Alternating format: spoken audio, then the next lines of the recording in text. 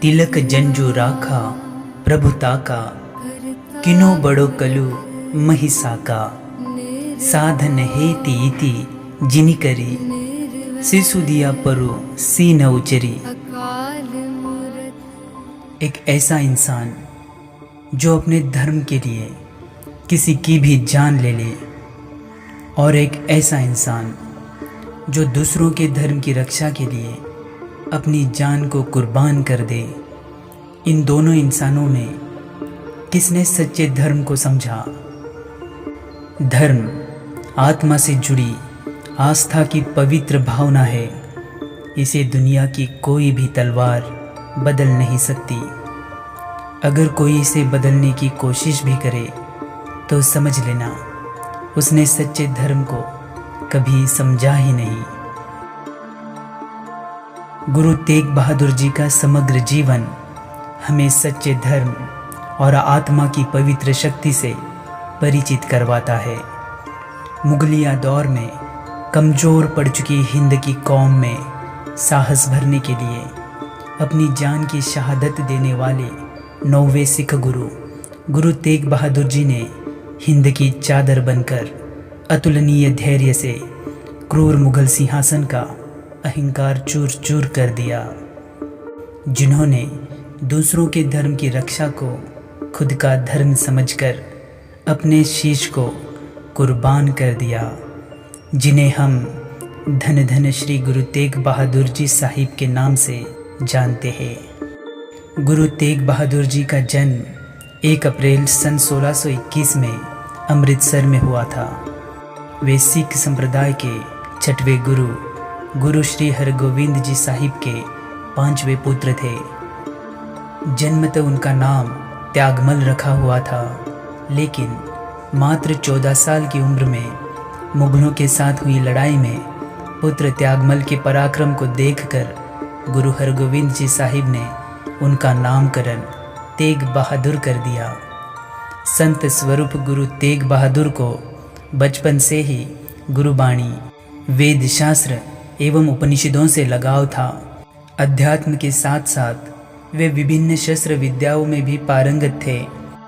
सन 1664 के मार्च महीने में 8वें सिख गुरु हरिकृष्ण जी साहिब की अकाल मृत्यु के पश्चात तेग बहादुर जी को सिखों के 9वें गुरु के रूप में गुरु गद्दी सौंप दी गई। गुरु तेग बहादुर साहिब गुरु नानक द्वारा बताए मार्ग पर चलते हुए भारत की विभिन्न स्थलों की यात्रा कर गरीब दुखियारों के कष्ट दूर करने लगे। इस कारण धीरे धीरे हजारों लोग उनसे जुड़ने लगे, सिख धर्म की दीक्षा लेने लगे। इस प्रकार समूचे उत्तर भारत में गुरु तेग बहादुर जी साहिब और सिख धर्म का प्रभाव बढ़ने लगा।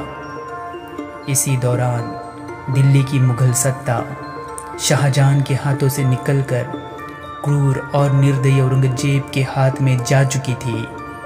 अपने 3 भाई और 2 भतीजों की हत्या कर औरंगजेब ने बड़ी निर्दयता से सत्ता को अपने कब्जे में कर लिया था।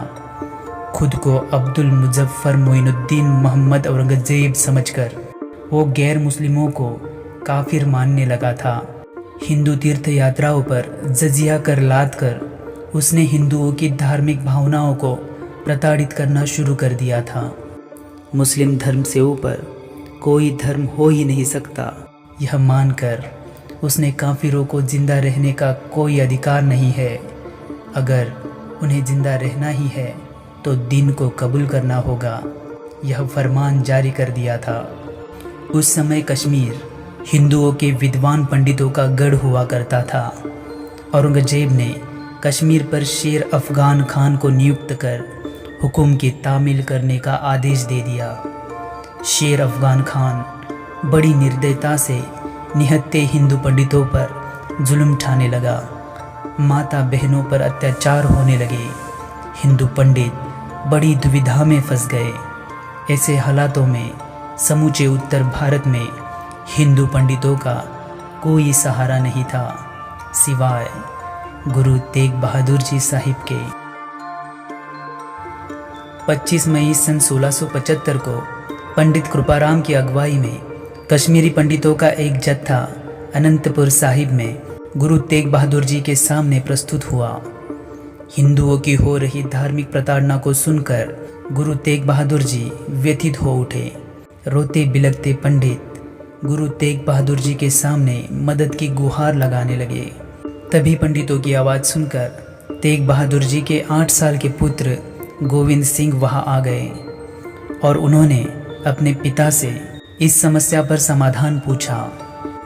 गुरु बोले, कमज़ोर और मुर्दा बन चुकी इस कौम में नई जान फूंकने के लिए किसी न किसी महापुरुष को तो महाकुर्बानी देनी ही होगी। पुत्र गोविंद त्वरित बोले, तो आपसे बढ़कर महापुरुष इस दुनिया में कौन है भला।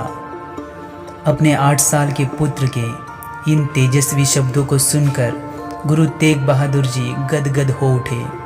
उन्होंने पंडितों से कहा, जाओ कह दो उस बादशाह से पहले गुरु तेग बहादुर का धर्म परिवर्तन करके दिखाओ और फिर हम सब खुशी से हमारा धर्म परिवर्तन करेंगे।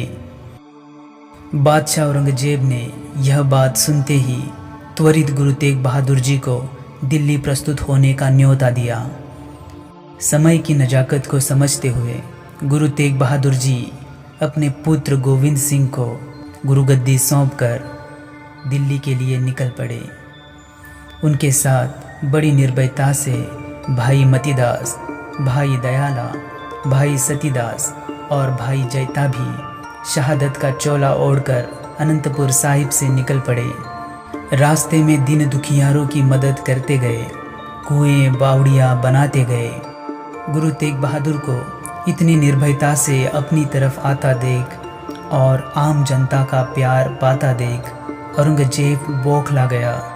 उसने तुरंत गुरु तेग बहादुर जी को अपने साथीदारों के साथ बंदी बनवाकर दिल्ली लाने का आदेश दे दिया। मुगल सेना ने गुरु तेग बहादुर जी को आगरा से बंदी बनवाकर दिल्ली लाया। दिल्ली पहुंचते ही औरंगजेब ने अपना एक नवाब गुरु जी के पास भेजा। नवाब ने गुरु जी को चेतावनी देते हुए कहा, अगर उन्होंने अपना धर्म परिवर्तन नहीं किया तो उनको उनके साथियों के साथ कत्ल कर दिया जाएगा।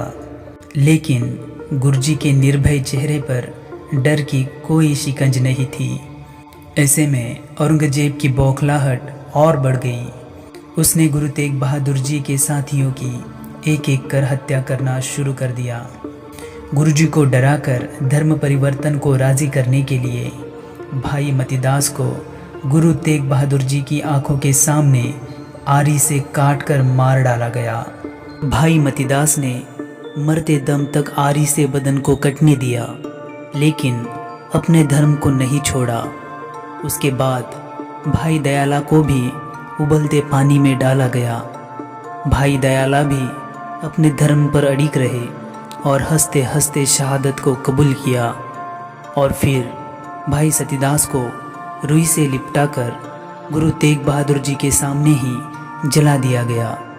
भाई सतीदास ने मुस्कुराते हुए मौत को गले से लगाया और बोले, जिंद जाए तो जाए, मेरा सिख धर्म कभी न जाए। क्रूर औरंगजेब की क्रूरता का अंत होना अभी भी बाकी था। उसने काजी बोहरा को गुरु तेग बहादुर जी के पास भेजकर कलमा पढ़वाने को कहा। गुरुजी ने बड़े ही विनम्र भाव से काजी से कहा, धर्म त्याग करने से बेहतर मैं शहादत पालूं। गुरु तेग बहादुर जी का अटल और निश्चल जवाब सुनकर औरंगजेब ने उनका सर कलम करने का फरमान जारी कर दिया। 11 नवंबर सन 1675 बृहस्पतिवार के दिन दिल्ली की चांदनी चौक में सुबह के वक्त गुरु तेग बहादुर जी के शीश को धड़ से अलग करवा दिया गया। सिखों के 9वें धर्मगुरु हिंदुओं की धर्म रक्षा के लिए शहादत कबूल कर गए। चौक में पड़े गुरुजी के शीश को भाई जैता बड़ी हिम्मत से एक कपड़े में लपेटकर आनंदपुर साहिब लेकर आए और दिल्ली के एक व्यापारी लखी बंजारा जो गुरुजी के भक्त थे, उन्होंने गुरुजी के धड़ को अपने गांव रकाबगंज ले गए और अपने घर में गुरुजी के धड़ को रखकर पूरे घर को आग लगा दी। और इस तरह गुरु तेग बहादुर जी साहिब का अंतिम संस्कार करवा दिया गया। गुरु तेग बहादुर जी साहिब के बलिदान ने शहंशाह हिंद के गुरूर को नेस्त नाबूद कर दिया था। सिख धर्म के गुरु ने हिंद की चादर बनकर एक अधर्मी शासक को अपनी औकात से रूबरू करवाया था, उसे धर्म का पाठ पढ़वाया था। गुरु तेग बहादुर जी साहिब के इस अमर बलिदान को हिंदुस्तान कभी भूल नहीं पाएगा। वाहे गुरु दा खालसा, वाहे गुरु दी फतेह, जो बोले सो निहाल, सत श्री अकाल। तो दोस्तों, अगर आपको ये जानकारी प्रेरणादायी लगी हो तो आप हमें कमेंट बॉक्स में ज़रूर बताइए। वीडियो को लाइक करके अपने दोस्तों में ज़रूर शेयर कीजिए और चैनल को सब्सक्राइब करके बेल आइकन को ऑल नोटिफिकेशन पर सेट कीजिए ताकि अगली वीडियो की नोटिफिकेशंस आपको तुरंत प्राप्त हो। तो चलो दोस्तों, मिलते हैं अगली वीडियो में। तब तक के लिए आप अपना ख्याल रखना। जय हिंद।